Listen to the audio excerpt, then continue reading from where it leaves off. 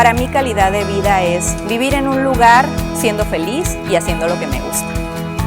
Poder combinar mis hobbies, mis pasiones con mi vida laboral y tener tiempo de compartir. Yo crecí en el mar porque mi papá es pescador y el que haya llegado a un desarrollo como Tres Santos aquí y que nos permita quedarnos aquí, creo que no hay comparación. Este lugar es un oasis dentro de otro oasis. Puerto Cancún nos ha dado esa calidad de vida que estábamos buscando. Yo busco vivir con plenitud, vivir con comodidad, en armonía, con salud, con tranquilidad y sobre todo algo muy importante, vivir con seguridad. Vivo en un lugar con mucha naturaleza, con mar preciosa, con el Pacífico acá, con la montaña, con la sierra, es conexión con naturaleza. He notado cómo Puerto Cancún ha promovido la socialización de las personas que vivimos aquí, que buscamos arraigo. El estar aquí en Nuevo Sur nos ha venido a reavivar lo que es el gusto por vivir. Vas al trabajo con más entusiasmo, con menos problemas del tráfico, porque tienes vías de acceso muy rápidas, tranquilas y buenas. Para mí trabajar en un lugar como este tiene muchísimo valor, me da el tiempo para estar con mis abuelos, con mis papás. Aquí es mi oficina, trabajo en aire libre, afuera, tengo chance de conocer mucha gente. Yo funciono acá para conectar la gente con el huerto, con la tierra y con la comida, que usamos puros fuentes de comida acá local. Todo el tosalteño que yo he escuchado está súper feliz porque tiene trabajo y antes no teníamos que ir a piscar chile o sembrar tomate y no había tantos restaurantes como ahora, y lo que más miro y me da gusto, ya la palomilla se dedicó a estudiar, uno es capitán de mesero, el otro ya es chef, el otro es repostera. Aquí en Nuevo Sur hay muchos profesionistas que los mueven, gente que se cambia de país, y yo creo que si de por sí es difícil llegar a una nueva ciudad, Nuevo Sur les facilita la convivencia y el integrarse a Monterrey. Yo describiría el desarrollo de Puerto Cancún como un lugar muy privilegiado, donde tienes a tu alcance lo que quieras hacer. Vivir en un lugar como este, donde mis hijos puedan jugar en un parque, donde puedan cruzar la calle libremente, donde la gente se saluda, para mí es algo fenomenal.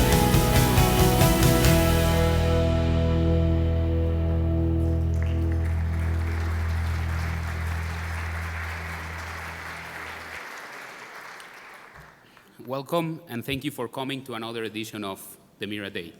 We're so thrilled of seeing so many of our friends and business partners. We are in the business of developing communities. Our two active communities, Puerto Cancún and Nuevo Sur, are thriving. We're seeing improvements in the neighborhoods, and we see how we improve the quality of life of our residents, provide experiences in our shopping centers, and improve the daily life of office tenants. Our new community in Mexico City, Neuchâtel, where connectivity and open areas merge into the creation of a premier live, work, play concept, are also providing what we believe is the future of real estate development. We're planning our new community in Querétaro, called Cuadrante Centro Sur, where we're going to incorporate the industry's newest trends, and for certain will change how the Queretanos go about their daily living. These days, we're looking for new investments. We continue to look for urban ground where we can build, where we can develop retail, office, and housing that cater to the middle and income population. MIRA has become the premier urban mixed-use community developer in Mexico and will continue expanding our footprint in Mexico. Let me hand it off to Javier to kick off the business agenda and introduce our distinguished speakers.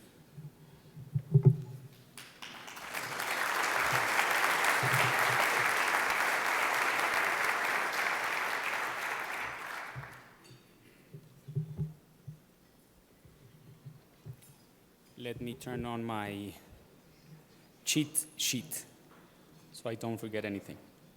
Well, hey, thanks everybody for coming today. It is very important for us to stay connected with all of you. Business partners with which we do business, and others with whom we want to do business, and media. We want to make sure that we communicate with you all to ensure that you know how we see things and what we are doing. We opted for the content of the day to be the perspective of global institutional investors on investing in Mexico today. And I have the pleasure of having with us two of our partners, Adriano Manteso from Ivanhoe Cambridge and James Mulvihill from Black Creek Group, to share their thoughts with us.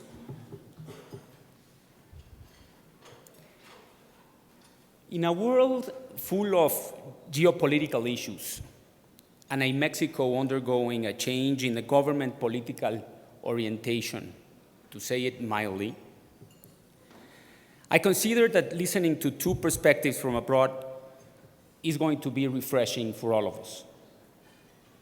I also think that by them expressing their points of view on economy, real estate, and finance, you will better understand who influences strategy and decision-making at MIRA. Let me introduce them to you. Jimmy Mulvihill, his real name, one of the few that likes to be called with a Jimmy versus Jim. Everybody kind of pushes typically their nickname to go back to their original name, but Jimmy is Jimmy, and you'll see him. He's a principal at Black Creek, a Denver-based real estate firm he co-founded in 1993. Black Creek is in the business of developing investment platforms. In over 25 years, they've created 23 platforms, 6 in Mexico, 17 in the US, with over 1,400 properties acquired and over $19.5 billion of capital raised. Pretty impressive journey. Jimmy has been active in real estate acquisition, development, and redevelopment activities for Black Creek Group since 1993. And as of September of last year, he has overseen directly or indirectly through affiliated entities the acquisition, development, redevelopment, financing, and sale of real properties. Mr. Mulvihill received a bachelor's degree in political science from Stanford University. Adriano Manteso is managing director for Latin America at Ivanhoe Cambridge. Adriano is responsible for implementing. Something was going wrong. This is better. Adriano is responsible for implementing investment and asset management strategies locally, as outlined in Ivanhoe Cambridge's annual business plan and strategic plan. He works closely with the growth markets team based out of Montreal, as well as with internal and external stakeholders to increase the company's knowledge of and its visibility in Latin America, overseeing the development of strategic partnerships for the region. Adriano has extensive experience in the industry and more specifically in the management of property funds in Brazil and South America. Before joining Ivanhoe in 2017, he worked for 5 years at BTG Pactual, an investment bank where he became partner and chief executive officer of BTG Pactual Corporate Office Fund. He was also a member of the company's investment committee for South America, responsible for assessing retail, office, and residential development projects. From 2005 to 2012, he was with Brazilian Capital, a managing private and public real estate investment fund. Having started his career in 1998 at Arthur Andersen. Adriano holds an MBA from the University of Pittsburgh, Katz School of Business, and a bachelor's degree in business administration from Mauá Business School of Brazil. The way it will work is that Adriano will start addressing us with his keynote, and followed by Jimmy, and then we will enter into a Q&A. I will start with some questions, and then we will open for all of you to participate. Thank you very much.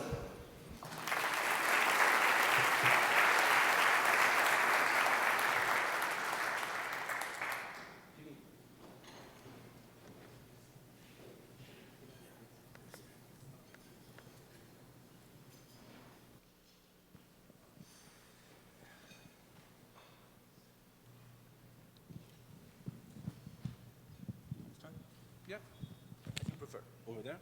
Yeah, Okay. Buenos días. Yo hablo un poquito de portuñol.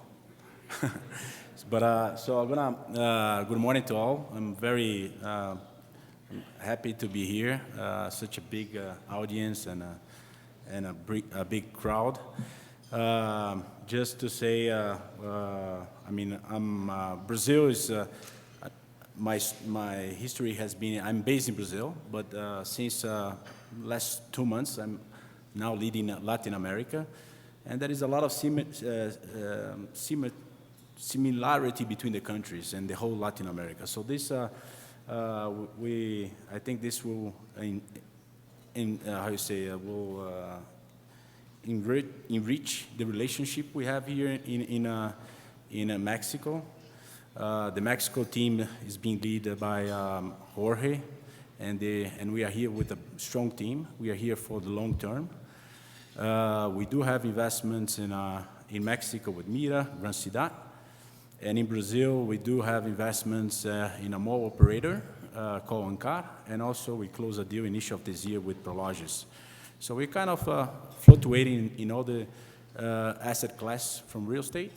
And our intention as an investor, institutional investor, is really long term, and we are very pleased to be a partner of MIRA and a shareholder and contribute to the growth of the company. So, thank you.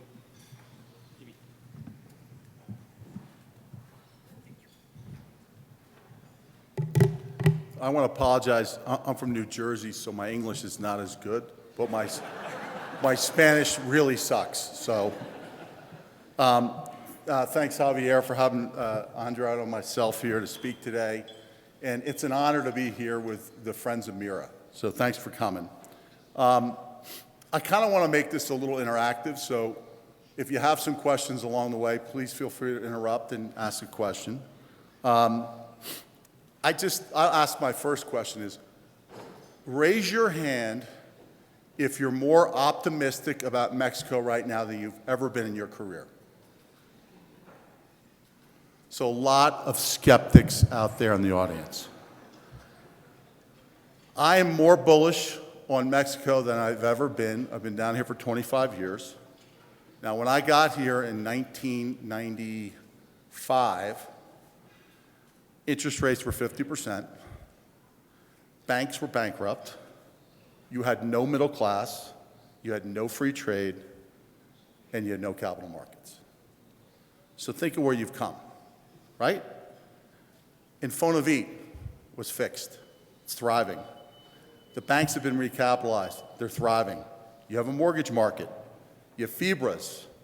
You have Afores. You have a huge pension market that can invest permanent capital in the system.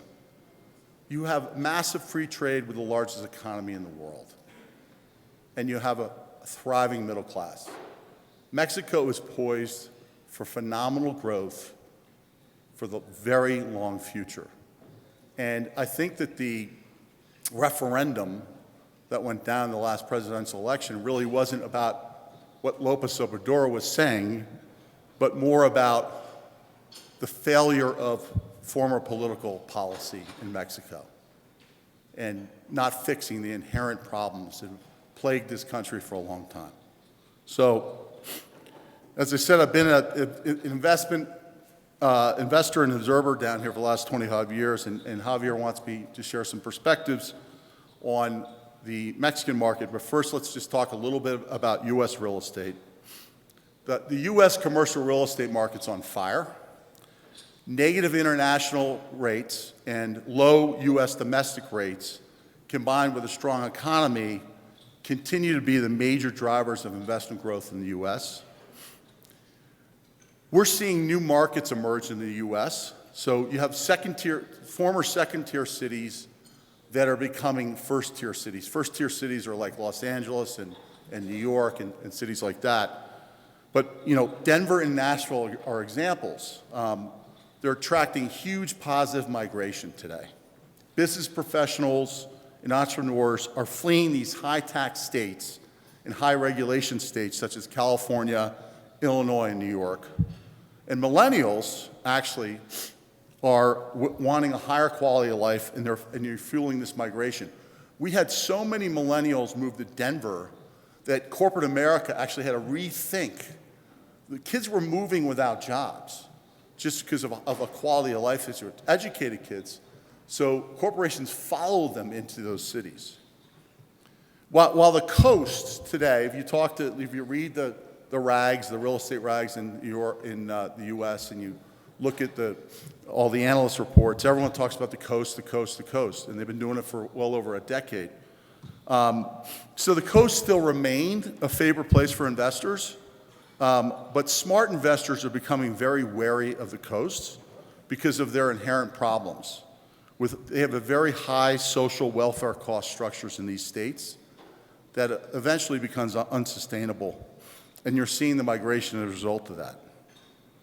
If we look at the major asset classes in the United States, industrial and multifamily are the two most favored asset classes. Believe it or not, if you're going to buy a Class A industrial building in California or a Class A multifamily apartment building in California, you're going to pay a high 3% cap rate today, which is crazy. In warehousing, in industrial, we're starting to see actually vertical warehousing. So multi-story warehouse buildings that actually trucks can drive up to these higher levels. This is what's happened in Japan, but this has happened in the U.S. because of the need for infill and just-in-time delivery to the consumer. Robots are starting to replace humans in the warehouse on a regular basis.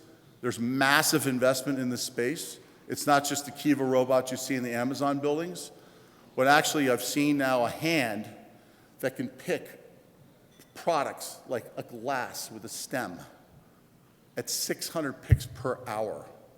So things are advancing really rapidly in the United States on that basis. Workforce housing, while not the sexiest investment, is the hottest sector in multifamily.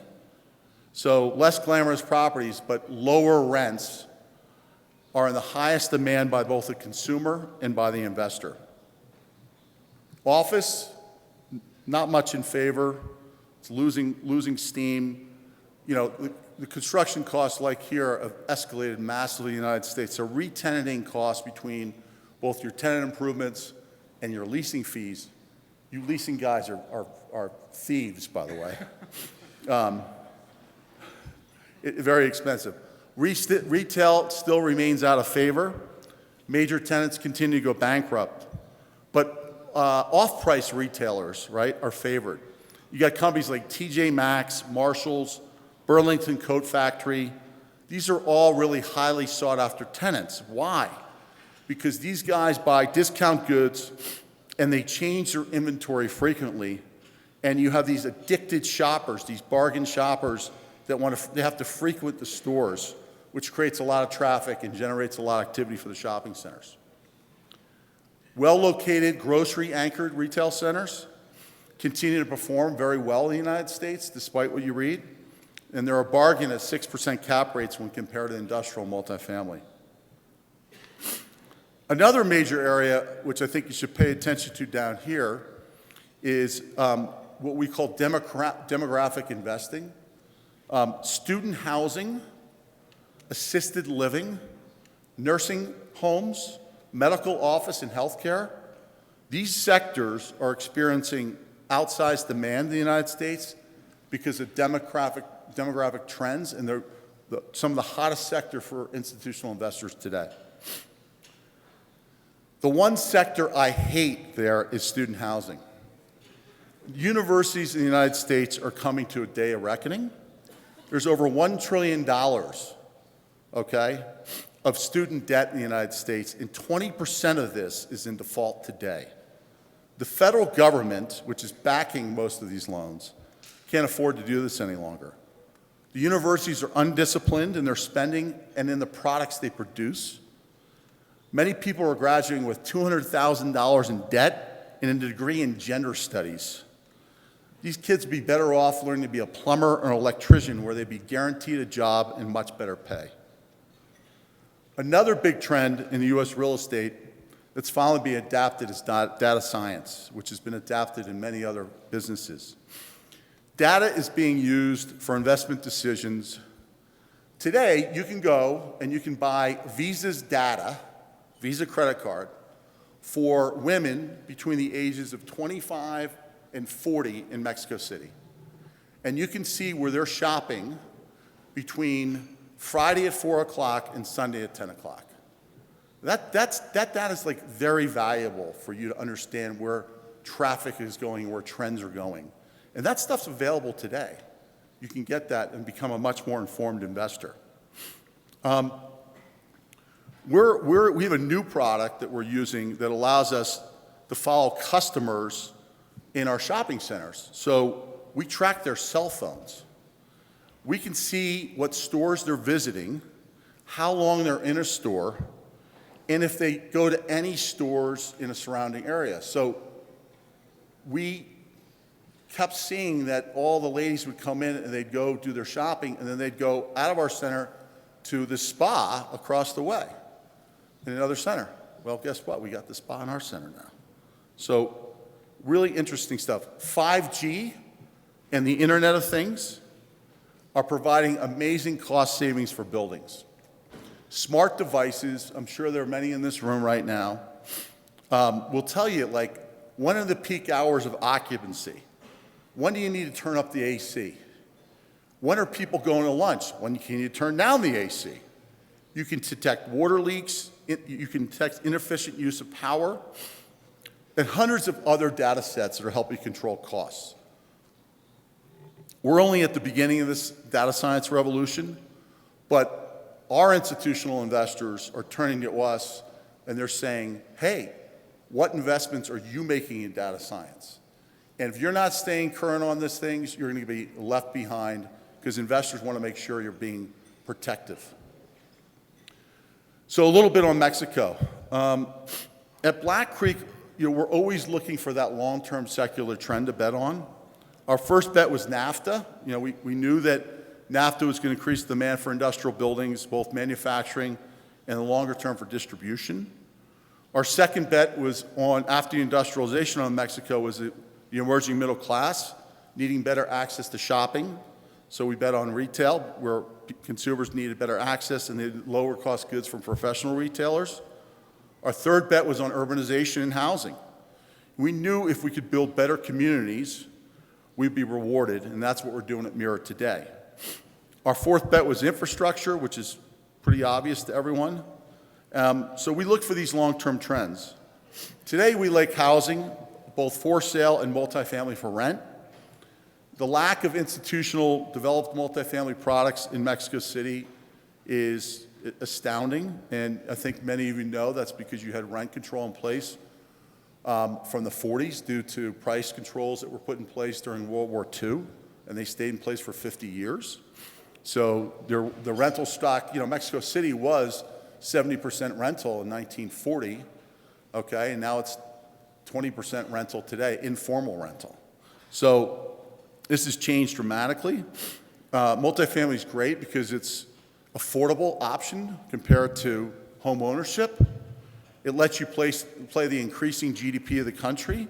It's a great inflation hedge because the tenant rolls every 6 to 12 months. You can adjust your leases.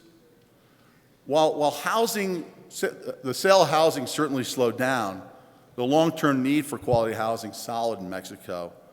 And we like this market weakness because it creates great buying opportunities for us.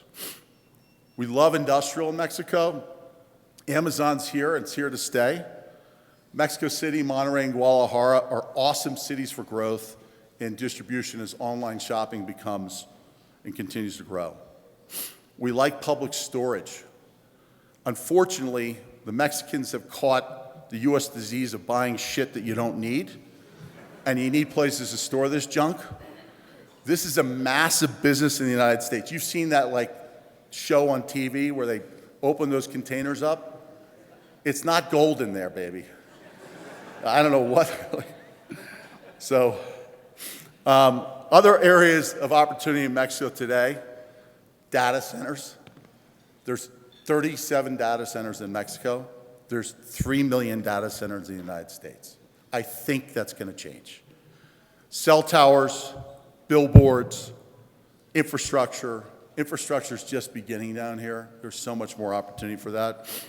And I think this could be a little bit early, but senior housing and nursing homes are going to be a big component of this economy in the not too distant future. So I'll just leave you with a thought. I'm an optimist.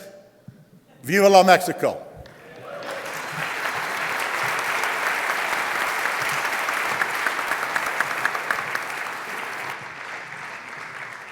All right, Adriano, probably you and I should pack and go and leave Jimmy. Good job. Hey, so there are concerns of a global deceleration. US is showing strong indicators, Europe and Japan fading, China growing just at 6%. World trade conflicts all over the place, populist governments taking office, etc.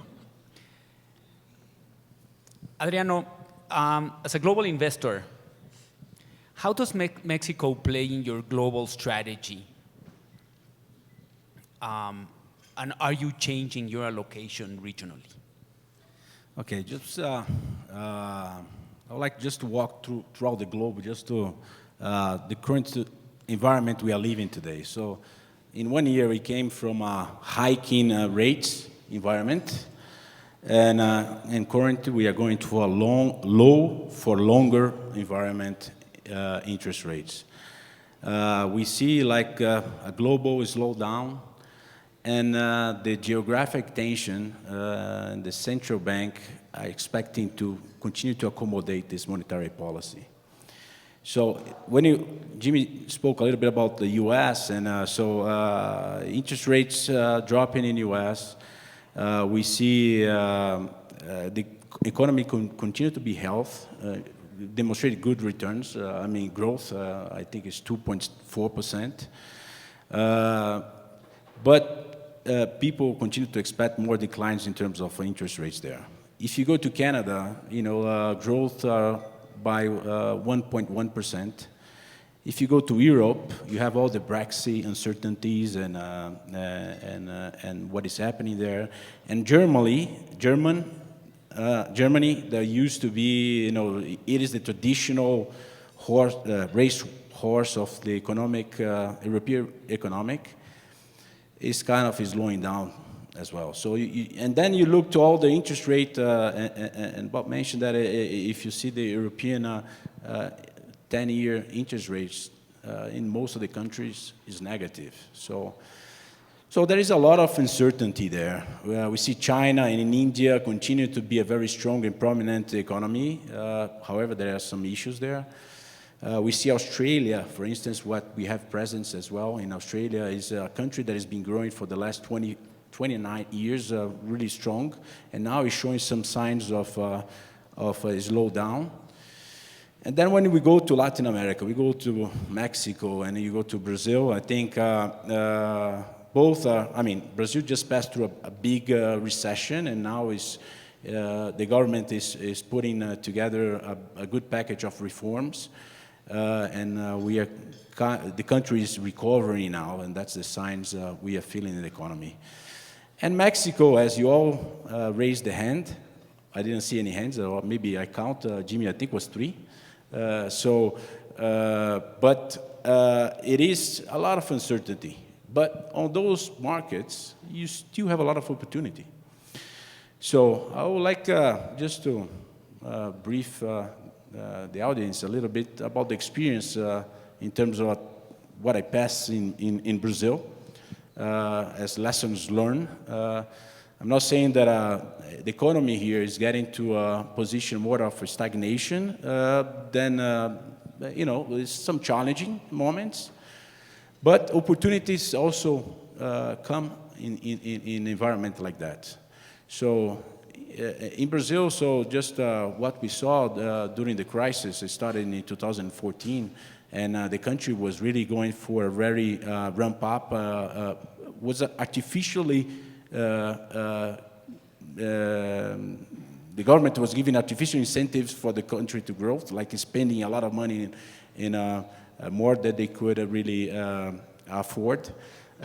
Pushing for public service and construction, but the country was not able to support that. So then we got in this big recession. But before that, all the home builders, everyone was building as crazy, office, residential, getting leverage, and then suddenly you got in a recession. So then what we saw that, especially in the residential, 50% of the apartment was bought by investors. Those guys, pretty much with no confidence in the market, they kind of stopped buying. And people that were used to buy those apartments, they with not a very clear view of the future and maybe losing jobs, they give back apartments. So you saw a lot of home builders having negative sales. So with the crisis, developers were trying to sell 2 or 3 times the apartment, which is possible in Brazil to give back apartment. It's not the case here.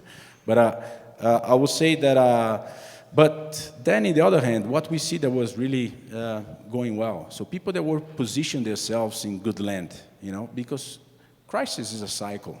It will come back. So being positioned in good land, sometimes doing a transaction with permuta, what you not necessarily need to pay up front, so you don't have a higher carrying cost. Be positioned in office. Sometimes depending on the vacancy is high, but maybe there are opportunities there once the owner doesn't want to sell, but takes 1 or 2 years, vacancy continue to be struggling, then suddenly those products start getting to the market. So we saw Brookfield doing that in Brazil, like buying a lot of those assets.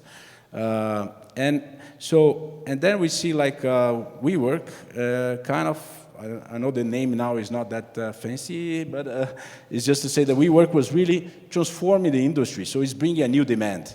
And this is what we have like in the case of Mexico and also in whole Latin America. I think the multifamily, as Jimmy was mentioning, this is a big trend because in a scenario like that, people want to have flexibility and people wanted to move in places where they can be flexible to, if they need it, is more affordable for them than buying. So I think there is opportunities that will come with that.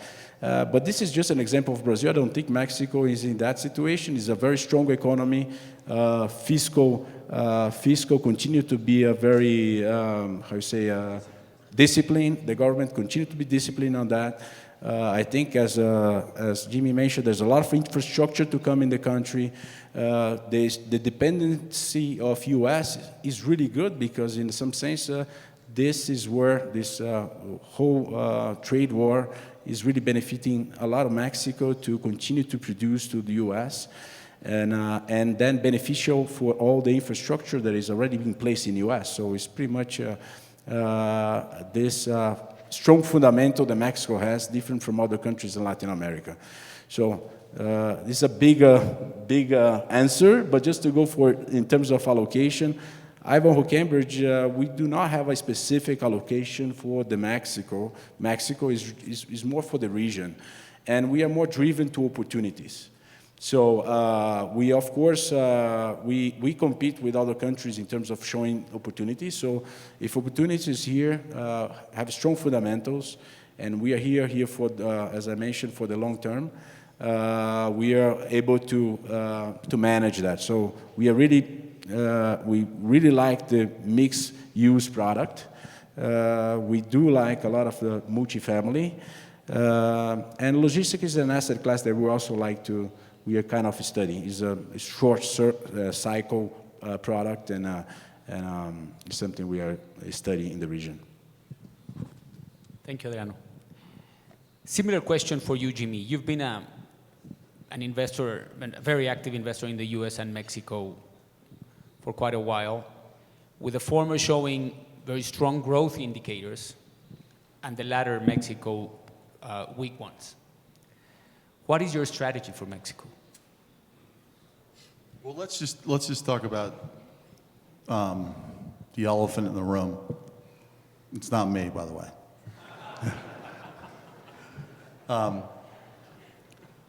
We have a world debt bubble right now. And it's nothing that I've ever seen in my lifetime. Everyone's just pretend and extend right now, right? So you've got, you know, Italy has negative interest rates. I mean, what a joke, right? Italy, what a massive risk Italy is, and it's got negative interest rates. So, you know, everyone followed the United States over the cliff with quantitative easing. I mean, China is now a massive borrower, which they weren't before. So Europe is a disaster, and the US has both failure in both fiscal and monetary policy. So we're all spending money way beyond our means, right? Trees don't grow to the sky. So, you know, part of the problem was I remember back when I was I just got my start in banking in '86, and things were red hot in real estate, and then we had a huge collapse. You guys may be too young for this, but there was something called the S&L crisis in the United States, and thousands of banks failed, and really failed, and the government let them fail. And you know what? It was really healthy. Things were massively repriced. We bought an apartment building in Denver for $5,000 an apartment in 1992. Think about that. In the last downturn of the Great Recession, yes, there's a lot more liquidity in the marketplace for real estate, but prices didn't really go down that far because we put too much money into the system. We didn't let enough businesses fail that deserve to fail. So if one thing that keeps me up at night is it's impossible to understand where this is going to lead. I think the two obvious places where it might go is we might mimic Japan and have slow growth for, I don't know, a decade or more, like really slow growth. Or one day someone's going to wake up and not buy the Italian bond. It's going to cause a contagion that is going to all of a sudden take rates from less than 1% to 10% overnight, which is, you know, going to make the Great Recession look like a picnic. So, but real estate is good in either of these situations, right? Because today, everyone's flying into real estate because they need yield, right? Because there's no yield anywhere. So they're all going into real estate.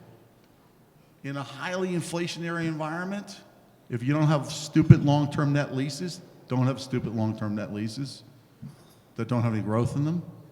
Because when inflation comes, you want to be able to reprice your assets every day. Hotels reprice their assets every night. Apartments are probably the second best after that. So inflation's going to come at some point. I guarantee it in the next 20 years. And it's going to come massively, and it's going to come globally. So be prepared for that. Where are we investing? The U.S. is clearly not early innings. You know, we've had massive price inflation, both on costs and obviously investment. Lots of capacity has been filled because we've been, you know, developing tremendously in the U.S. So it's hard to tell if rates do continue to go down, which I really hope they don't go down. I hope rates don't go down any further in the United States. Yes, I'll make more money, but I don't think it's good for the U.S. economy for rates to go any further down. It's my wife calling. So I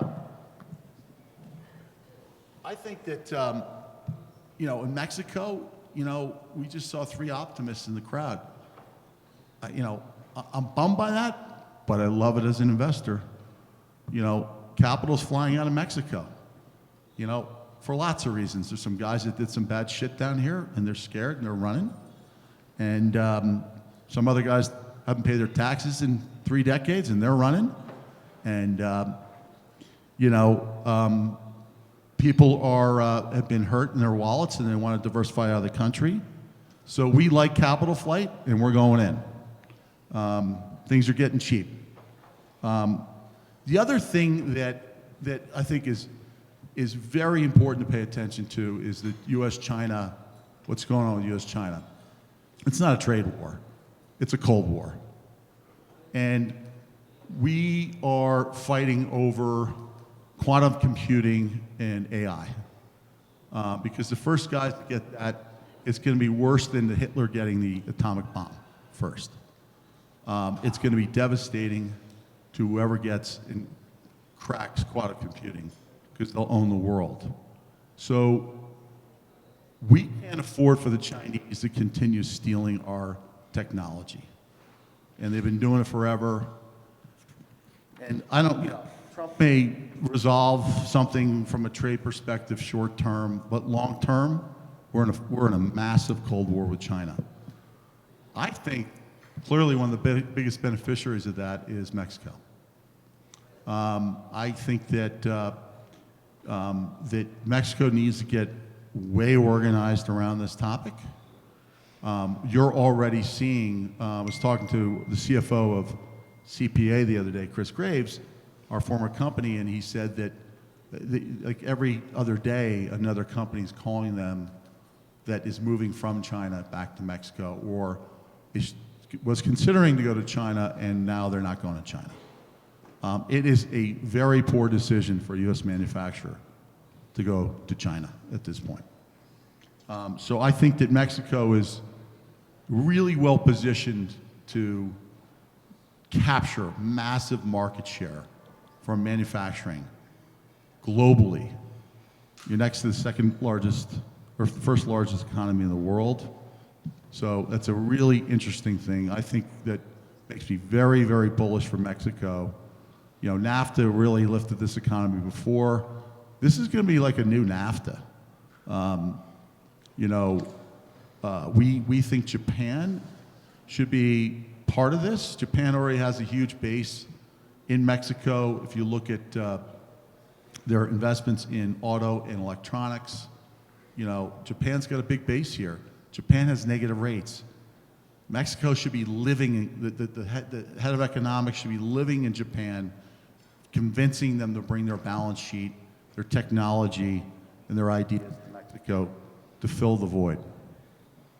Okay, so going for the development economy, we see this prices getting incredibly high.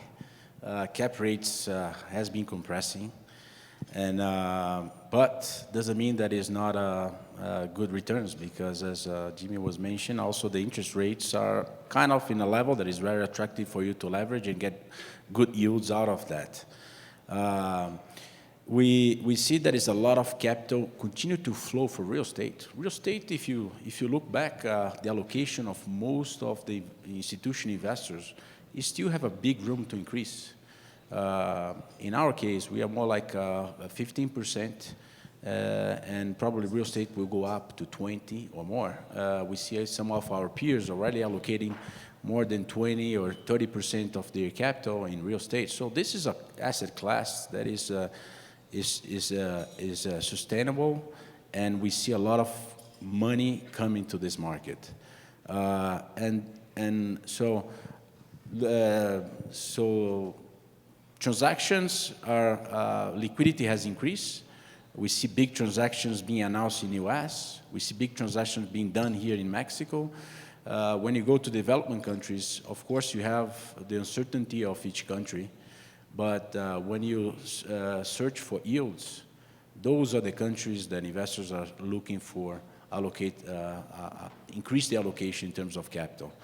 If you take a look of the traditional asset classes that is very consolidated in the development economy, as a multifamily, an example, we have industrial is just starting here. It's not something that is, if you compare the volume or the GLA we have installed here in the country comparing to North America, I mean, those asset classes are just starting. So investing in those traditional asset classes in developing countries, there is a lot of opportunities. It's still a market that are many managed by individual investors and started to get institutionalized. So we are very bullish in those opportunities and in the development country as well. But of course, with this scenario, we need to be very cautious, select good products. Location is location is the key. I would say one of the most important points in real estate, and continues to be. So I think it needs to be very selected, and we are very cautious investing in those opportunities. Thank you, Adriano. I was thinking on changing the script a little bit and see if there are any questions from the audience. There's one. Can you pass a microphone, please, over there?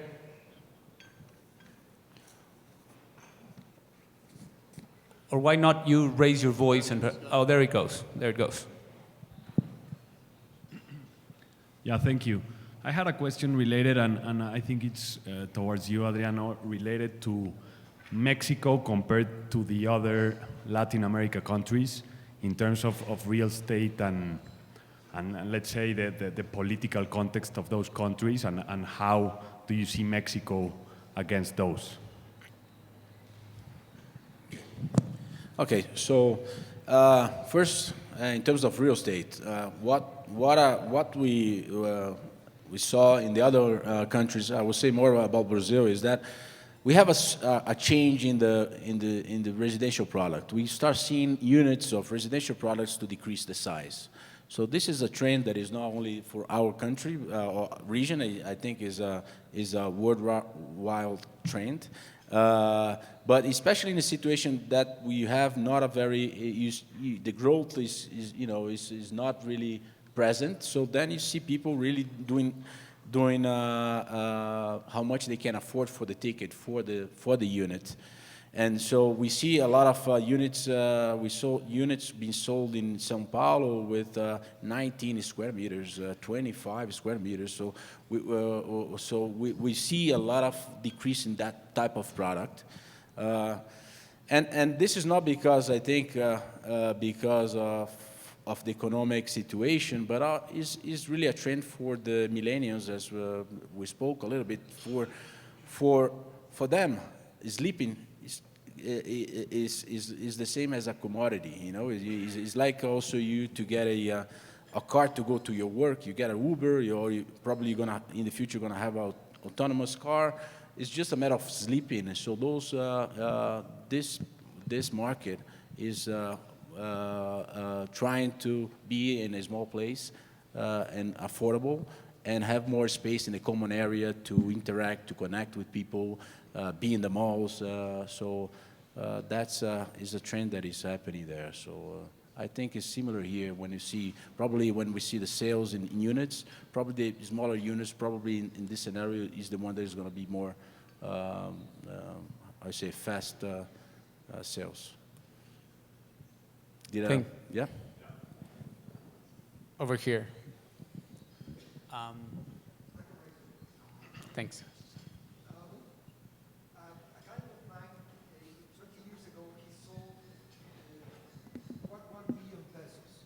His company was $200 million. Nowadays, he sells 7 times more, and the company is still $200 million. How do you?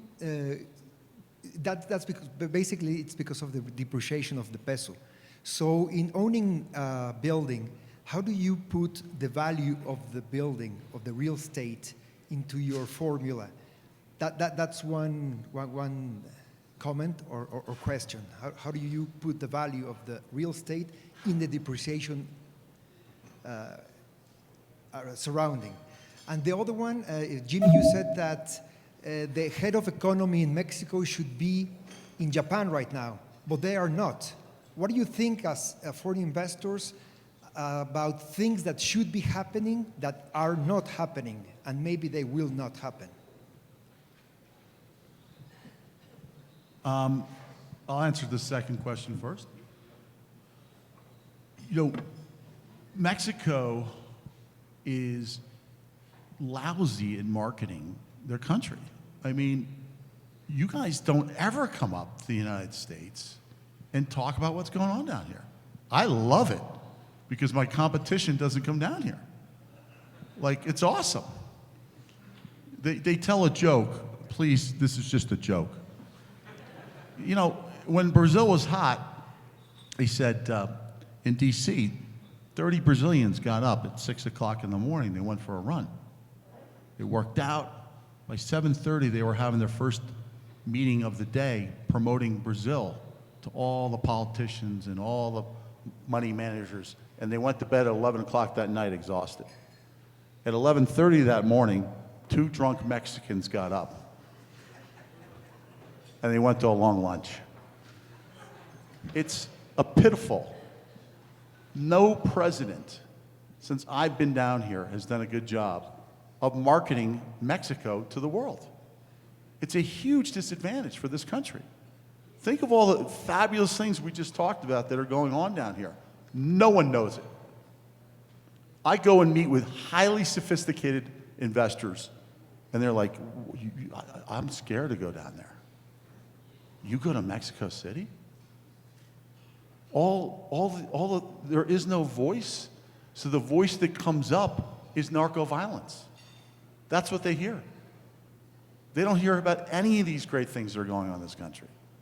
So I think it's a massive lost opportunity, and I think that this is one place in the world where you can get some return on your money, right? Let's go to that. Never do a dollar fund in Mexico.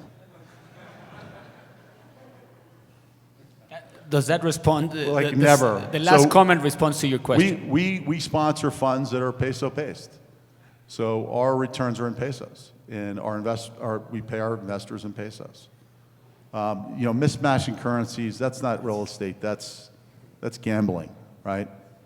So, you know, there are, I think right now, if you look at industrial, for example, it's highly, my friend Jack Fraker, who's marketing a lot of large portfolios, you know, there were 2 guys that used to show up for a bid for industrial. Now there's 20 guys showing up because you can get a great return in dollars down here. You know, I just told you, Class A industrial in the U.S. is trading at a sub-4 cap rate, 3 and change. Class A industrial in Mexico City you can buy for a 7 cap rate. In dollars. Dollar leases, dollars. That's a huge spread. That's a great investment. So, you know, don't do dollar funds in Mexico unless it's in dollar currency. I think that's also what makes, you know, hospitality attractive to foreign investors as well. A lot of the large, very large sovereign funds and a lot of the large pension funds are so large, they want allocation to your currency. So they're willing to make investments in pesos. But it's been great, I think, for the Mexican economy and for the growth of our industry that the Afores are here and that the Afores are investing in Mexico. Just to continue on a couple, just to check the box, rule of law. Like, who the fuck wants to go to court in Mexico, right? We never have gone. We've sued a couple guys over leases and stuff, but you know, dancing with the devil in the court in Mexico is a fool's errand. So you know, stay out of it. But that's a shame. You know, lots of countries, lots of people redline this country because you can't have a real rule of law in the court. Like, that's fundamental. in the United States. We're not perfect, but that's a pretty good one up there. You know, someone screws you, go to the court, there's a rule of law. So, fundamental thing, I think. I think also the banks need to start lending money to the places other than just the super high-end commercial institutions. I think there's a massive opportunity in middle market credit in Mexico. Any more questions out there?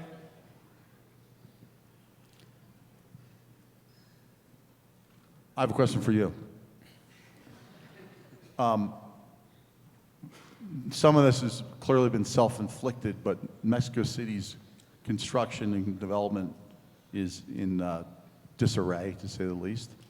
What do you think the mayor could do to redeem and fix the situation? Well, Mexico City is a very powerful tertiary economy. And the reality is that investors have been kind of called for, I would say, two main reasons. One is a double speech that we have by our president, and the big break that Dr. Sheinbaum put on permitting. Those two really acted very negatively in the Mexico City economy. I think that she has understood that part and is getting up to speed in processing all the construction permits that have been presented, but I believe that there are still not enough power there. But secondly, and most important, I think that she can decouple from that double speech by becoming the champion of investment and job creation. These days, it's not only the permitting side of the equation that is holding back investment, it's the lack of confidence that investors have and that buyers have, and that is really hurting the market. I mean, those here who produce for sale resi have experienced tremendous reductions in their absorptions.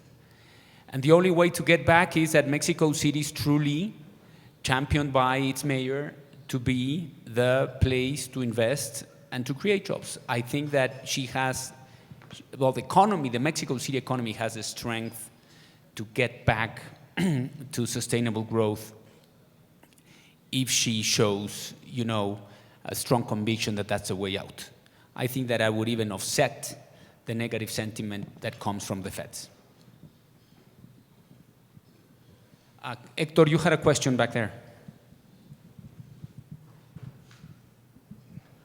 Jimmy, thanks for your perspective. It's definitely a change. It's refreshing.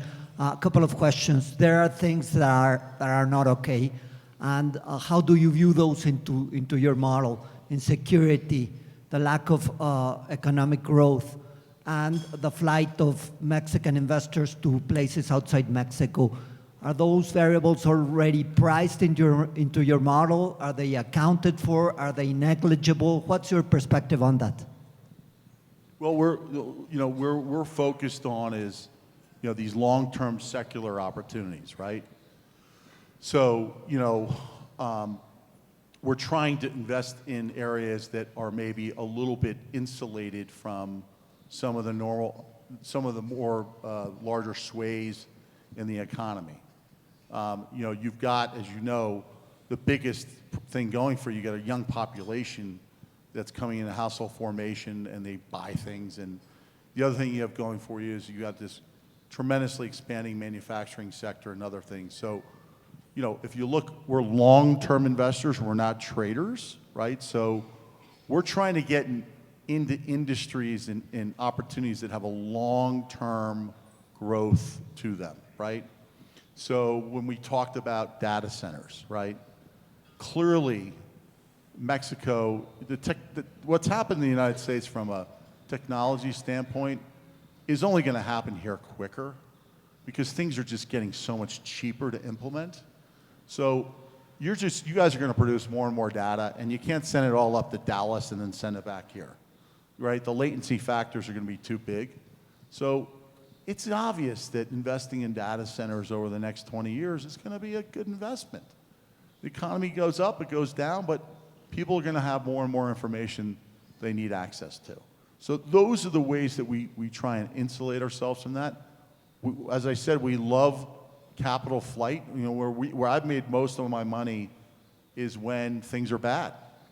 You know, investing when people are running the other way. We've sat on capital when MIRA. We closed MIRA in 1997? Bobby, what year is that? No, 2000, not 2007. I'm getting old. We didn't do a deal for 2 years. We sat on our money for 2 years. I had a guy in the fund, a sovereign wealth guy, was screaming at me because we didn't close the deal. The first deal we closed was at 50% of asking price because we were patient. We've been really patient with our multifamily capital. We had access to $100 million in capital. We only did one deal, a quarter of the fund we used, and we sat on it. And now, you know, we're finding deals that, you know, we're the only bidder on the site. So I just think that, you know, I look at when I was a young banker in New York City at Manufacturers Hanover, 270 Park Avenue. The wealthiest clients at the bank were the Rudins, the Lafracks, the Roses, the Milsteins. They were all multifamily owners in New York City for decades. Owning multifamily is going to make you rich over a long period of time. I mean, you can count the billionaires in the United States by city as you go through them. It's just going to make you money. I also think there's still a large sector of this economy that's not on the books. You know, so I think that economy continues to grow. I think that generally the economy is growing more than it's reflected. Now, I think the policies of this president are not good for growth, but he ain't going to be around forever. So, you know, I think the fundamental economic institutional things that have been put in place, like the Afores and other things we discussed, are really what this country's going to help this country through that mess. All right, guys. So we promised to have you out by 10. We have time for one more question. Well, if there aren't, I wanted to thank you all for showing up. We really praise your being here and your business. I hope that Adriano's and Jimmy's perspective was refreshing for you all, and look forward to seeing you in the near future. Thank you very much. Thank you.